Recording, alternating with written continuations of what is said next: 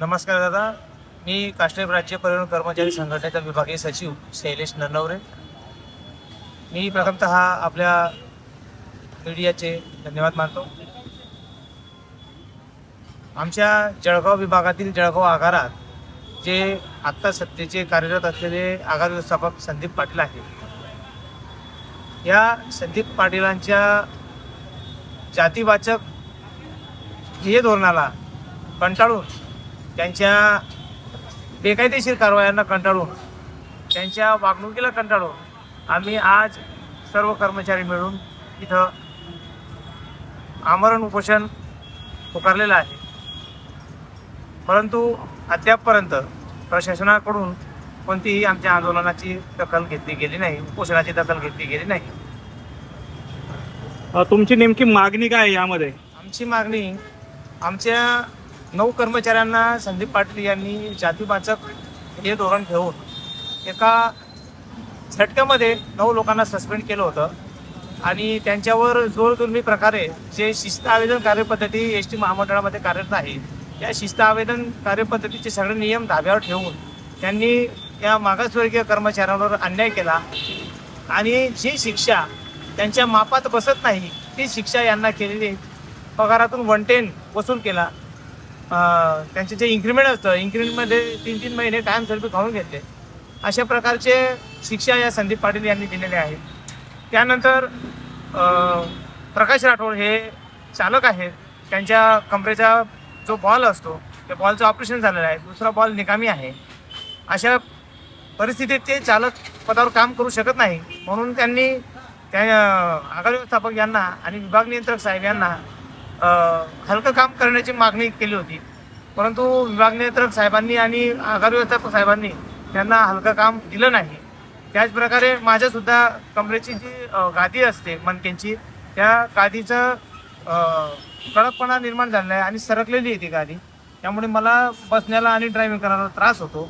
म्हणून मी पण सुद्धा त्यांच्याकडे हलकं कामची मागणी केली, परंतु मी पण 3 महिन्यापासून घरी आहे, त्यांनी अद्यापर्यंत मला हलकं काम दिलं नाही।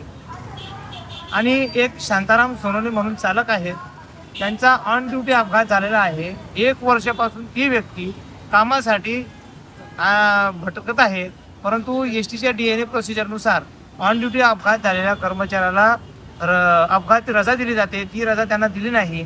त्यानंतर त्यांचे जे नुकसान भरपाई असते ती दिली गेली नाही आणि अद्यापपर्यंत 1 वर्ष उलटून गेल्यावर त्यांना कामावर घेतलेलं नाही।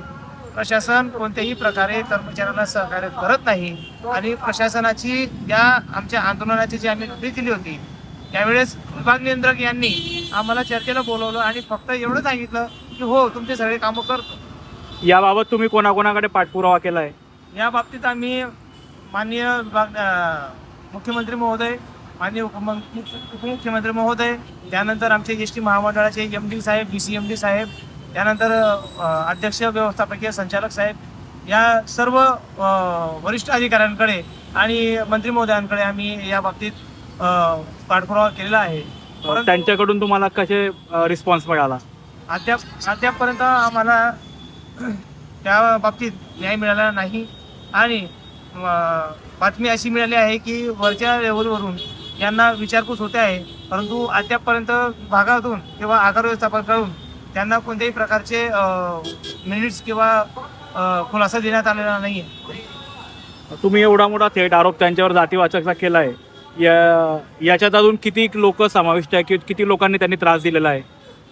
संबंध जळगाव आगार हा आगार व्यवस्थापक संदीप पाटील यांच्या त्रासाने ग्रासलेला आहे आणि जातीवाचक हा विषय म्हणण्याचा उद्देश असा की काष्टप राज्य परिवहन कर्मचारी संघटनेचेच 9 सभासद जे की मागासवर्गीय वर्गातून येतात, त्यांनाच त्यांनी टार्गेट केलेलं आहे।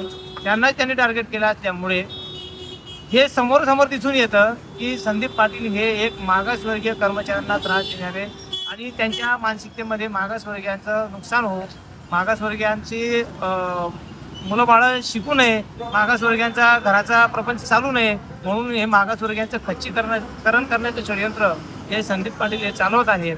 आणि माझ्यावर सुद्धा खोटा आरोप म्हणजे खोटा गुन्हा दाखल केला आणि त्या गुन्ह्याचं उत्तर आमच्या त्रैमासिक जे मीटिंगमध्ये जे मुद्दे असतात, प्रश्न कोणता आणि उत्तर कोणतं, त्याच्यातून सुद्धा त्यांची जातीय द्वेष भावना दिसून आली. अधिकाऱ्यांना सुद्धा मी ते पटवून सांगितलं, अधिकाऱ्यांनी सुद्धा ते मान्य केलं. परंतु मान्य केल्यावरही अधिकाऱ्यांनी आम्हाला कोणत्याही प्रकारचे लेखी स्वरूपात वरिष्ठ अधिकारी तातडीने होते. आणि त्यांच्या या मुजोर ध्येय धोरणामुळे त्यांचे वरिष्ठ अधिकारी देखील सुद्धा हतबल होऊन गेलेले आहेत आणि त्यांनी सुद्धा हत्यार टाकून दिलेले आहेत. मला हे समजत नाही की या संदीप पाटलाच्या पाठीमागे अशी कोणती दैवी शक्ती आहे किंवा राजकीय शक्ती आहे की संदीप पाटील एक फक्त आगार व्यवस्थापक असून एक आगार व्यवस्थापक असून त्यांच्यावर कोणत्याही प्रकारे वरिष्ठांकडून कारवाई होत नाही किंवा त्यांना वचक बसेल असं काही एक प्रकार होत नाही. मला तरी असं वाटतं की संदीप पाटील यांनी त्यांचं आधीचं जीवन ज्या आगारात काढलं असेल त्या आगारामध्ये सुद्धा असेच कर्मचारी ग्रासलेले असतील. आणि परंतु मी तुमच्या मीडियाचा धन्यवाद देतो की तुम्ही आमच्या व्यथा आणि समस्या समजून घेतल्या, हे तुम्ही प्रसारित कराल, त्यातून आम्हाला नक्कीच न्यायाची अपेक्षा आहे. परंतु ज्या इतर कर्मचाऱ्यांवर अजून अन्याय होतो ते कर्मचारी बोलू शकत नाही, त्यांच्यावर तो अन्याय सतत होत राहतो. आणि आम्ही या माध्यमातून एक विनंती करतो की अशा मुजोर अधिकाऱ्याला सक्त काहीतरी कारवाई झाली पाहिजे आणि आमच्यासारख्या मागासवर्गीय गोरगरीब कर्मचाऱ्यांना कुठेतरी पोटाची खडगी भरण्यासाठी न्याय मिळाला पाहिजे. बस एवढंच मी आपल्या या माध्यमातून सांगू शकतो. धन्यवाद. याबाबत आम्ही संदीप पाटील यांच्याशी संपर्क साधला असता त्यांनी हे प्रकरण वरिष्ठांकडे अधीन असून याबाबत मी आत्ता काहीही बोलू शकत नाही असे उत्तर आम्हास दिले आहे.